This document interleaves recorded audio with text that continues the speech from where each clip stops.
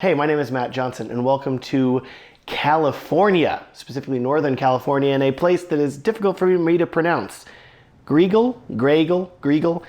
Today, I want to walk you through my destination wedding gear. This is the gear that I bring to any wedding that I have to fly to travel to. If I can drive to it, I'm probably bringing all the gear. There's no need to stress. But if I am traveling to a wedding where I need to fly, suddenly there are a lot more logistics that I have to figure out, like how much to carry, how much can I fit into my bag, what's the weight limit, things like that. So today I want to walk you through my relatively compact destination wedding gear kit. I'm calling it compact. This feels compact to me, but I'm also not like a super minimalist filmmaker either. So yeah, we'll just jump into it. First off, I want to draw your attention to one of the most game-changing things that I ever bought for destination weddings. And this is something that really separates a normal wedding from a destination wedding for me. And that would be Manfrotto Be-Free tripods. Not sponsored. None of this is sponsored, by the way. This is just stuff that I love and use. So, Manfrotto is amazing because look at this. It's a whole tripod, but it's so compact. It's so great. It's like this tall, super light. Cram two of them into a checked bag very easily. I love this so much. So two of these come along with us to every destination wedding, and there we have our ceremony tripods. Likewise, I also wanted to go with a more compact light stand. So back to Manfrotto again. These are the 5001B light stands, super compact, incredibly lightweight, and then they unscrew, full-size light stand. Absolutely love it. So I bring two of these along for two lights. And okay, before this wedding, I asked Rachel, do we need to bring the big light? Can we just bring some small lights? And she's like, no, considering how big the reception's gonna be, you want the big light. And I said, okay, we'll bring the big light. So we gotta crawl over here. Big bed. Aperture 60X. This is the case that it comes in. It's well padded and it doesn't add a ton of weight. So I figured just bring the whole thing. Toss this in here. Whole light is ready to go. Goes up on the light stand. These light stands are sturdy enough to handle it, which is great. Put it up on the side of the dance floor. It's gonna look awesome. Other light is hidden here somewhere. Little Core SWX torch LED with little battery. Pop that on. Woo!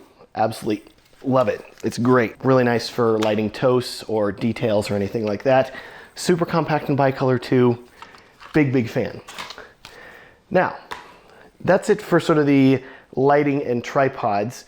We also have one monopod for Rachel here, just a standard Manfrotto tripod. We've tried using more compact ones that didn't have the feet, but the feet are so nice, so we're still using it. I've had this monopod for a decade now, still going strong. Over a decade, love it. What else do we got? If we're talking other support gear here, let's talk gimbals.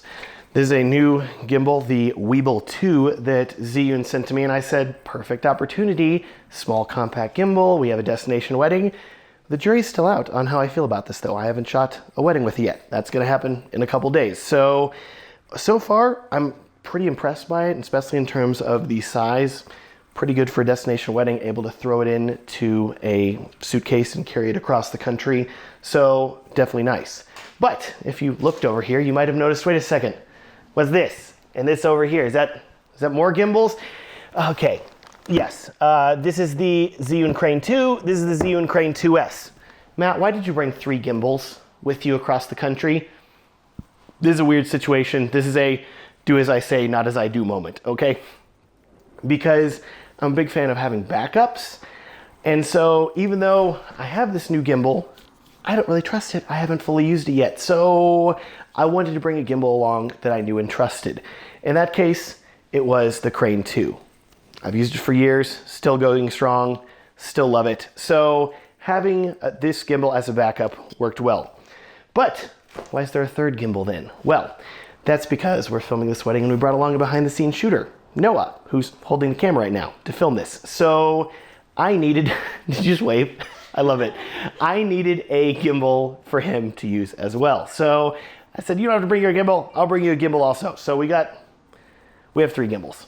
Yeah, I know. It's completely ridiculous. Next cool thing I have to tell you about, because I'm telling you all the cool stuff here at the start. I am so very excited about this. We brought 4 cameras to this wedding. You're like, Matt, 4 cameras, come on, this destination wedding, what's wrong with you? Well, 3 A7S IIIs, 1 for me, 1 for Rachel, 1 for Noah. Gotta have something for the BTS shooter, so we could probably get by with just 2. I would still bring 3 cameras regardless, just in case one of them breaks. We're out here in the mountains of California. The nearest Best Buy is several hours away. It would be rough. So I have an A7S III here. Rachel has another one here. And the third one, Noah's holding to film with. But I said there was 4 cameras. What's the 4th camera, Matt? Well, super, super excited about this. So late last year, and with the pandemic, it's been a while since we've been able to film a wedding. So I purchased this little guy, a Super 8 camera.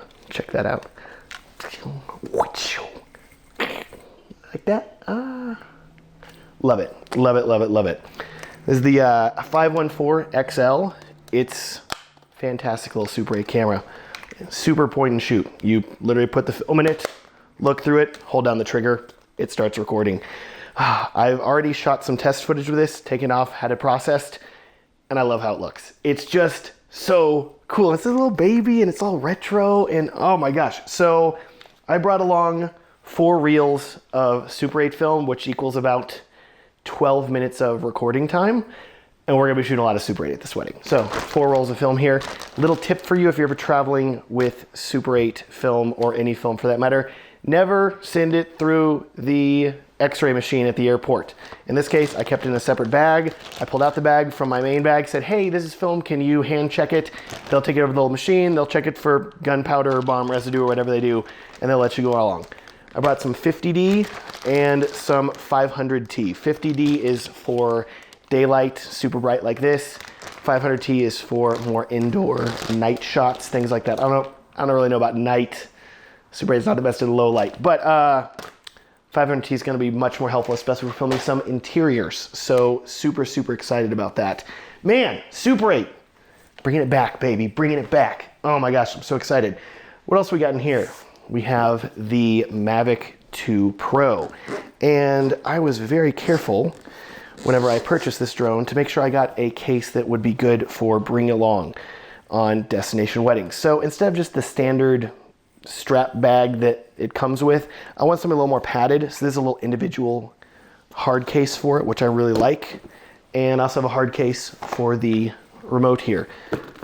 Not bad size-wise, easy to pack into a carry-on bag, as well as lots and lots of batteries. I brought 3 of them for this wedding, so they're all kind of crammed in here into various parts wherever I could. That's all the main stuff from this bag. We have like ND filters for the drone. Let's talk lenses now.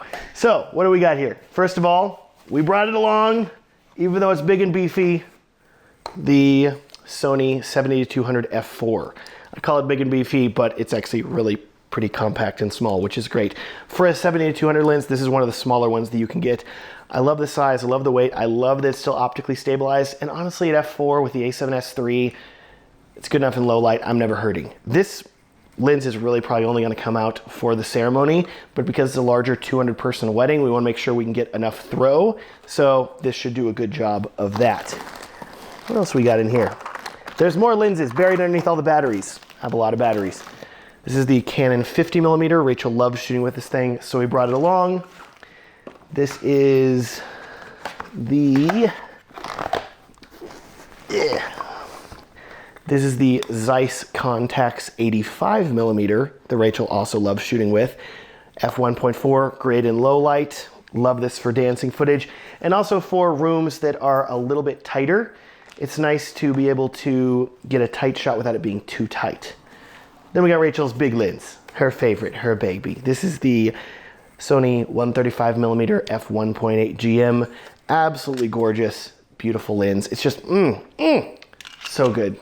Rachel loves it. I love it. It's fantastic. This lens is the reason that you're not going to be seeing the 70-200 much. 70-200 is just for the ceremony, but you have to bring it for that.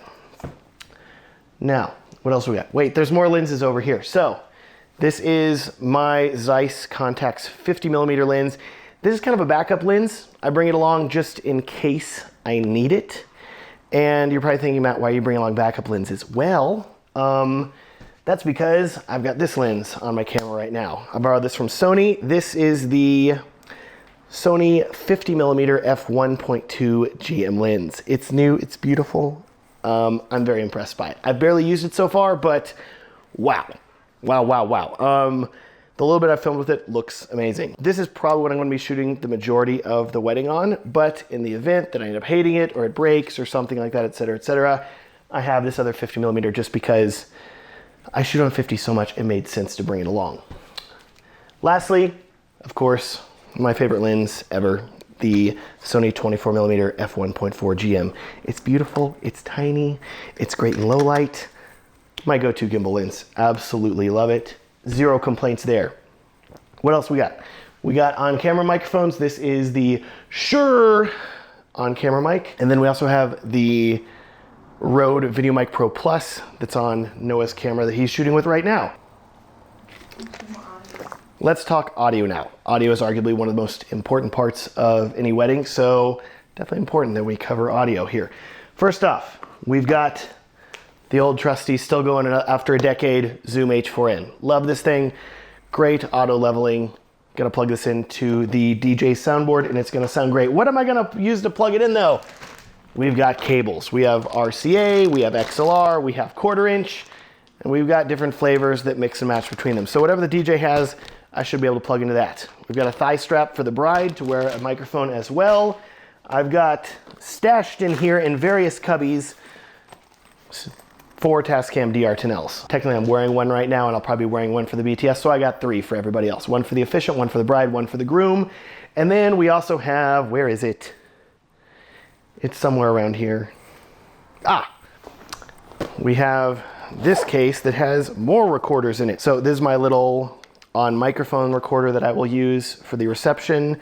I can take this recorder and then I can use my mic sleeve to put it onto the microphone and record pristine backup audio. In addition, because this is a 3-day long wedding extravaganza and they have a lot of things planned, I believe for the rehearsal dinner, there's supposed to be an audio system, but we're not sure. So in the event that there's not an audio system, I brought along a backup microphone and recorder. In this case, this is the Electro Voice RE50B and a Tascam DR10X audio recorder. Simply plug it into the bottom of your microphone. Ta-da, you now have a standalone, awesome sounding microphone system.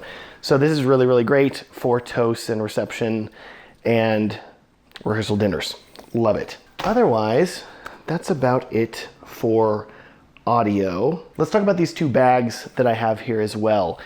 First off, these are both Think Tank branded bags and I absolutely love them. I've bought Think Tank for years. They're just fantastic. In this case, it looks super nondescript. You don't want something that screams camera gear. It's not a Pelican. I used to travel with a Pelican case, but I found that it added a ton of weight with the plastic. And while I like that it had the extra support, because I was carrying it on, I didn't really need the extra safety and protection that that sort of bag offered. So instead, I opted to go with the Think Tank, and this is the, I think it's on the bottom. I opted to go with the Think Tank Airport International V3. And this is made to go in as a carry-on on both domestic and international flights. So if you're traveling internationally, I absolutely love this case. It's fantastic. It looks like a normal piece of luggage, which is what you want. You don't want something that screams camera bag, and it's really, really great.